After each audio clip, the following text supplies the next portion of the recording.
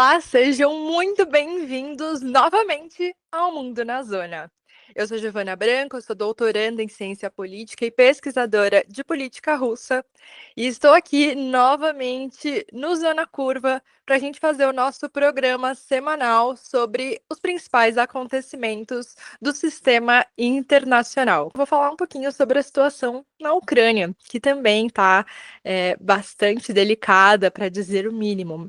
Especificamente, eu vou falar hoje sobre a região de Kursk, que é uma região russa que foi invadida pelos ucranianos no ano passado. Gostando do vídeo? Então se inscreve no canal, ativa o sininho e se puder ajuda a gente fazendo o Pix, tá aqui na tela. Pode ser 2, 4, 10, 17 milhões, quanto você puder. Obrigada! Ano passado, então, as tropas ucranianas invadiram a região de Kursk de forma bastante surpreendente, bastante rápida. E desde então a gente tem observado o quanto as forças russas têm conseguido cercar o exército ucraniano nessa região e de alguma forma pressionando eles para sair em retirada, né, do território russo. Atualmente, as tropas ucranianas controlam aproximadamente 10% de todo o território que eles atacaram no ano passado, nessa região de Kursk, então já realmente tiveram bastante diminuição de controle nessa região. E os militares ucranianos declararam que essa batalha hoje que tem acontecido nessa região é muito menos sobre assegurar o controle sobre territórios dentro do Estado russo e muito mais sobre impedir que as tropas russas avancem para a fronteira ucraniana na região de Sumy, que faria com que eles abrissem um novo fronte de batalha que para os ucranianos seria muito difícil de lidar. Então, no fundo, é uma forma de contenção da guerra no próprio território ucraniano e muito menos, né, de se manter ali atuante no território russo. Muitos analistas entenderam na época que essa operação em Kursk foi absolutamente desnecessária por parte dos ucranianos, justamente por conta, né, do alto número de mortes, do desvio das forças militares do seu país para justamente o território russo e também o deslocamento, né, dos principais frontes de batalha em um momento que já havia bastante dificuldade em relação ao conflito com o exército russo. Mas, ao mesmo tempo em que existe essa opinião de que teria sido um movimento desnecessário, até mesmo imprudente por parte dos ucranianos, por outro lado, existe um outro grupo de analistas, e mesmo né, esse é o discurso oficial da própria presidência ucraniana, de que esse ataque em Kursk serviu para elevar o moral dos ucranianos no campo de batalha, justamente ao levar esta guerra para dentro do território russo, de mostrar para a população russa, inclusive, que esta é uma guerra que está acontecendo, que tem consequências muito graves e que pode atingir os russos de forma muito mais ativa do que a gente viu, de fato, nesses últimos 3 anos de conflito. Em 3 anos, a gente teve pouquíssimos ataques ao território russo, à população russa de uma forma geral. Então, esse ataque que os ucranianos fizeram na região de Kursk nada mais é do que uma forma de alertar sobre a real gravidade deste conflito armado.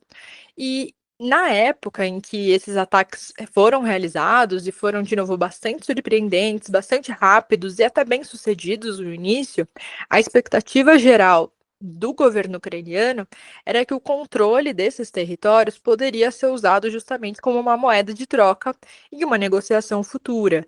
Lembrando que hoje Moscou controla aproximadamente 20% do território ucraniano, ali nas regiões do leste, incluindo a Península da Crimeia.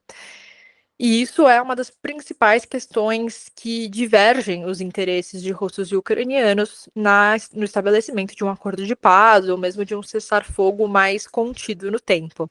Então, era uma expectativa dos ucranianos que eles pudessem, talvez, trocar justamente o controle de um território por outro, mas agora a gente tem visto que isso não será possível na medida em que os ucranianos estão em retirada de fato, da região de Kursk.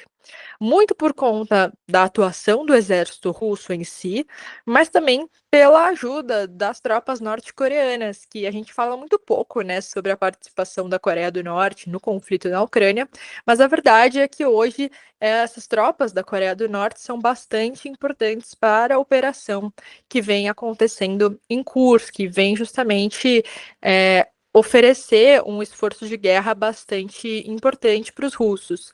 Os ucranianos, inclusive, já declararam que as habilidades estratégicas de combate das tropas norte-coreanas melhorou bastante do ano passado para cá, e agora eles estão justamente infligindo muito mais custos ao exército ucraniano do que eles tinham feito lá no início, quando elas foram realmente mobilizadas. Várias bombas já foram detonadas nessa região, o que faz com que o terreno em si tenha bastante dificuldades para essa retirada dos ucranianos, não é necessariamente uma retirada fácil que vem acontecendo. Além disso, o exército ucraniano já declarou que os russos vêm utilizando drones de combate como uma forma de criar emboscadas militares, também impedindo a retirada dos ucranianos do território russo. E recentemente os Estados Unidos também efetuaram, né, a retirada, a suspensão de uma ajuda militar em termos de inteligência contra o exército ucraniano. Isso, no fundo, dificulta que os ucranianos façam ataques de precisão, façam esses ataques de forma muito mais pontual contra as tropas russas. E aí, devido à escassez de armamentos no atual cenário, os ucranianos têm uma capacidade bastante reduzida de responder justamente ao que tem acontecido contra as batalhas do russo.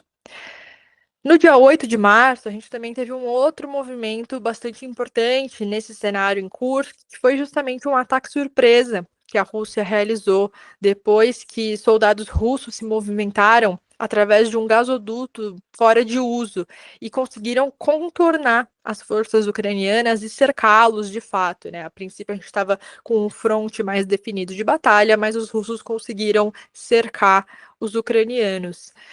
Vários propagandistas russos chamaram esse movimento, essa estratégia, de um movimento heróico por parte dos russos, de uma questão muito inteligente no campo de batalha, enquanto ucranianos disseram que foi, na verdade, muito arriscado por parte dos russos, já que existiram muitas mortes por intoxicação entre os soldados russos devido ao metano residual que estava nesses gasodutos. Então, de fato, eles conseguiram contornar as tropas ucranianas e efetuar esse ataque surpresa no dia 8 de março, mas muitas mortes aconteceram justamente por conta dessa intoxicação.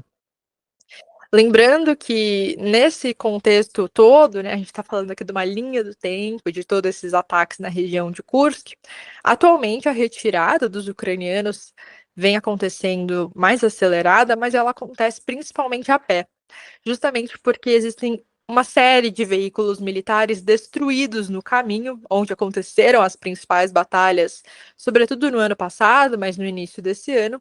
E agora esses veículos destruídos se tornam um grande obstáculo para as tropas em retirada na Ucrânia. E muitos soldados ucranianos também estão queimando o seu próprio equipamento militar, justamente para impedir que eles cheguem nas mãos do exército russo. Então, a gente tem uma situação bastante degradante, justamente nessa retirada. Parece ser um movimento bastante desorganizado. Inclusive, alguns comandantes ucranianos caracterizaram essa retirada da Ucrânia, da região de Kursk, entre uma mistura de algo que foi organizado e caótico, né? Existiu o comando de fato para que houvesse essa retirada, mas na prática ela é bem mais caótica do que o exército ucraniano gostaria que fosse. E o Putin hoje parece usar essa retirada das tropas ucranianas da região de Kursk justamente ao contrário do que era esperado pelo Zelensky lá no início, né, como uma moeda de negociação contra o Trump sobre a pausa nas hostilidades. Então, pressiona de alguma forma a Ucrânia e também os Estados Unidos sobre um acordo, uma negociação de cessar-fogo que seja muito mais favorável aos russos, já que o exército russo consegue, em grande medida, expulsar os ucranianos, mostrando que o Zelensky perdeu uma das suas principais cartas da manga para esse processo de negociação. Espero que vocês tenham gostado do vídeo de hoje, que tenham achado esses assuntos interessantes, e semana que vem a gente volta com mais informações sobre o sistema internacional. Muito obrigada e até o próximo vídeo.